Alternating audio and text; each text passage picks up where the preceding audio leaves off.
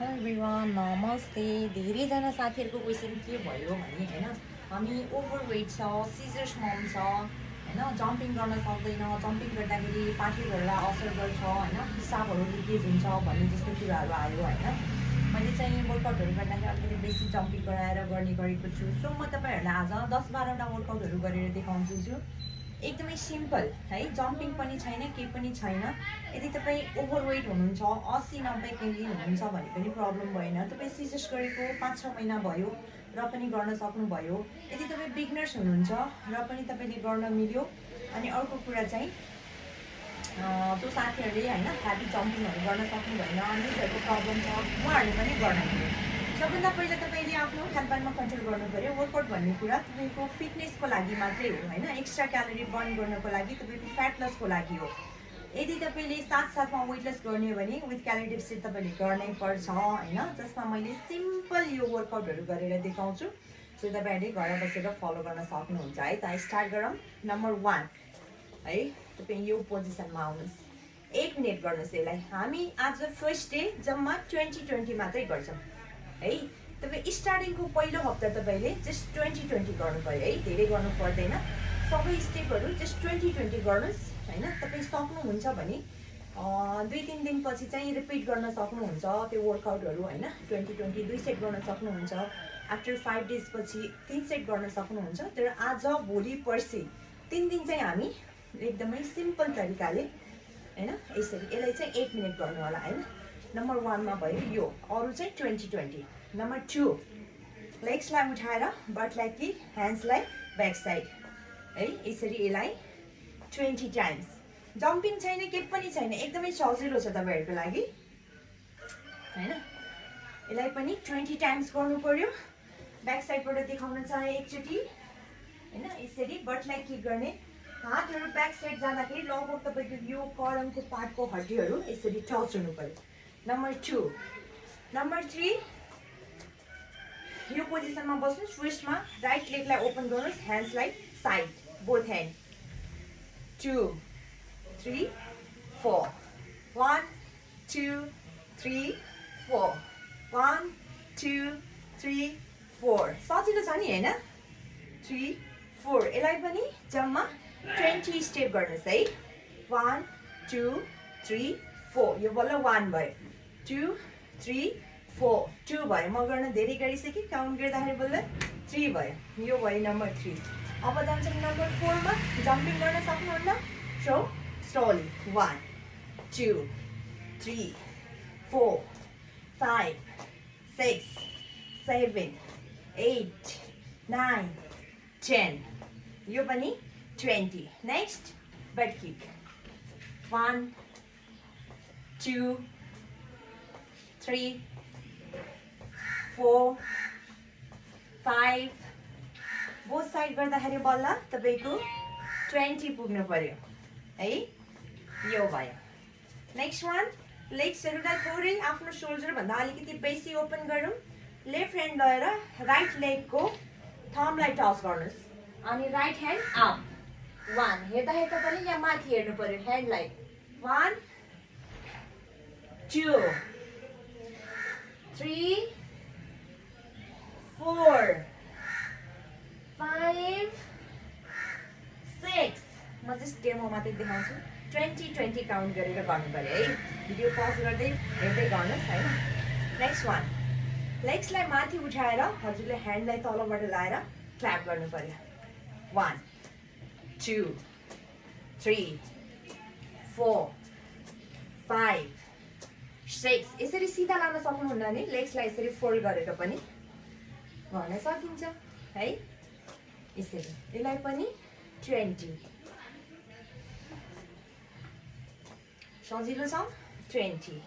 Next one, लेग्सहरूलाई थोरै fold गर्नुहोस्, हाफमा squat.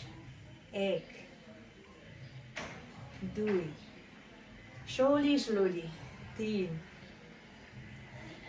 4 5 6 है। 20-20 है, 20-20। म जस्ट डेमो मात्रै देखाइरहेको छु, त्यही भएर थोरै गरिरहेको छु।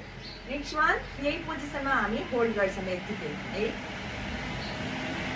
सकिन्छ 30 सेकेन्ड गर्नु, सक्नुहुन्न भने 15 सेकेन्डबाट स्टार्ट गर्नु पर्यो। आज पहिलो दिन हो तपाईँको होइन, त्यही भएर 15 सेकेन्डबाट स्टार्ट गर्नु यसलाई पनि होइन। यो भयो होइन। नेक्स्ट अब जम्प गर्न सक्नुहुन्न, सो त्यही भएर यसरी साइड टु साइड 1 2 3 पुरै ब्याक साइड जानुहोस्। वालको सपोर्ट लिएर नि गर्न सक्नुहुन्छ। मानिलिनु यो तपाईँको वाल हो भने यसरी वालमा साइड टु साइड तपाईँ यसरी टच गर्न सक्नुहुन्छ है। आँखा चिम्म नगर्नुहोस्, आँखा चिम्म गऱ्यो भने तपाईँलाई चक्कर लाग्न सक्छ होइन। त्यही भएर हामी यसरी सिम्पली वेमा गर्छौँ है। यसलाई पनि 20 गर्नु पर्यो। नेक्स्ट वान, जुन खुट्टा उठाउने हो त्यो खुट्टालाई थोरै अगाडि राख्नुहोस्। मैले लेफ्ट लेग उठाउँदैछु, राइट लेगलाई थोरै ब्याक साइडमा, हातलाई स्ट्रेट गरेर ब्याक साइड फाल्छु, लेग्सलाई अगाडि। रेडी?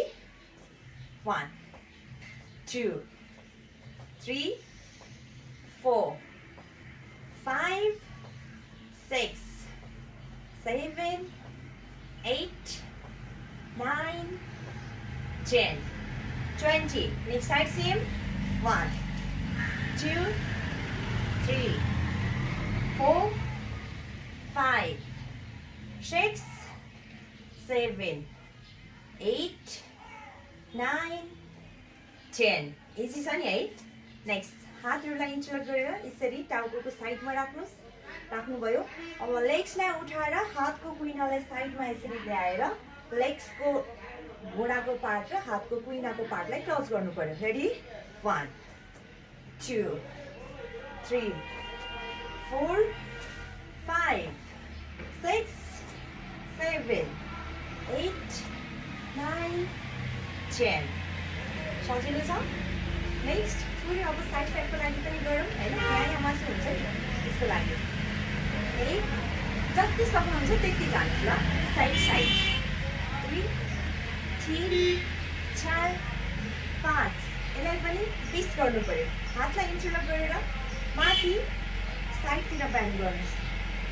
10 सेकेन्ड यहाँ होल्ड गर्नुहोस्, फेरि सिधा आउनुहोस् अनि नेक्स्ट साइड फेरि 10 सेकेन्ड। सकिन्छ भने 15 सेकेन्ड गरौँ, सकिँदैन भने 10 सेकेन्डको होल्ड गरौँ होइन। अर्को खुट्टा उठाउन सकिन्छ, जतिसम्म उठ्छ त्यतिसम्म उठाउनुहोस् होइन। जबरजस्ती केही छैन।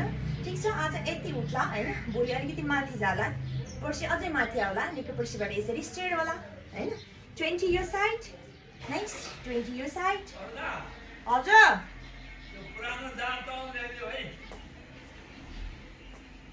ओके सो यो भयो होइन। अब यस्तो वर्कआउटहरू धेरै नै छ गरौँ भन्यो भने होइन।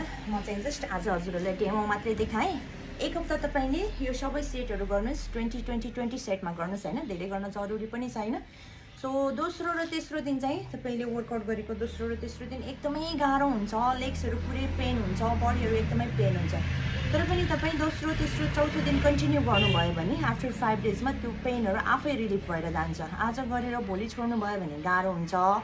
सो कन्टिन्यू तपाईँले एक हप्तासम्म गर्नुभयो भने चाहिँ आफै ठिक हुन्छ। र यसको अलावा तपाईँले स्विट सुगरहरू, बाहिरको जङ्क फुड, प्याकेजिङ फुडहरू बन्द गर्नुहोस् सम टाइमको लागि होइन। हप्तामा एक दिन खानुहोस्, फरक परेन। हप्ताको एक दिन वर्कआउट पनि नगर्नुहोस्, डाइट पनि नगर्नुहोस्। तर हप्ताको 6 दिन चाहिँ यस्तो सिम्पली वर्कआउट आधी घन्टा 45 मिनट होइन यसरी गर्नु पर्यो। अनि घरको हेल्दी खाना खानु पर्यो। घरकै खाना पनि सर्टिन पिरियड खाएर तपाईँ 14 घन्टा 15 घन्टाको इन्टरमिडिएट फास्टिङ सुरुवात गर्नुहोस् 12 घन्टाबाट। अनि दिनमा तपाईँले 3 लिटर पानी चाहिँ खानु पर्यो है। अनि सिजर्स ममहरू हुनुहुन्छ, ब्रेस्ट फिडिङ गर्नुहुन्छ भने लिक्विड डाइटहरू, माछा मासुको झोलहरू अलिकति बेसी राख्नुहोस्, फरक परेन। जस्ट अभोइड गर्नु पर्यो। अलिकति काप्स लगाएर गुलियो खानेकुरा, प्याकेजिङ फुडलाई अभोइड गर्नुहोस्। यदि तपाईँलाई मेरो भिडियो मन पर्यो भने लाइक, कमेन्ट, सेयर गर्न पनि नबिर्सनु होला। यस्तै अरू भिडियोहरू चाहिन्छ भने कमेन्ट गर्न सक्नुहुन्छ होइन। मेरो बिहान 5 बजे, पौने 5 बजीदेखि करुणा स्ट्रेस फिटनेस युट्युब च्यानलमा लाइभ भइरहेछ। सो तपाईँ इन्ट्रेस्टेड हुनुहुन्छ त्यहाँ जोइन गर्न सक्नुहुन्छ। नेक्स्ट पार्ट सुरु हुँदैछ 6-10देखि टिकटकमा लाइभ हुन्छ होइन। तपाईँ त्यहाँ पनि जोइन गर्न सक्नुहुन्छ। जस्ट गर्नु पर्यो होइन। 2-4 दिन गरेर हुने होइन। मिनिमम पनि तपाईँ 1 महिनादेखि 45 डेज हेर्नुहोस्। 45 डेजसम्म तपाईँको रिजल्ट कस्तो आउँछ अनि कन्टिन्यू गर्नुहोस्। Have a good day.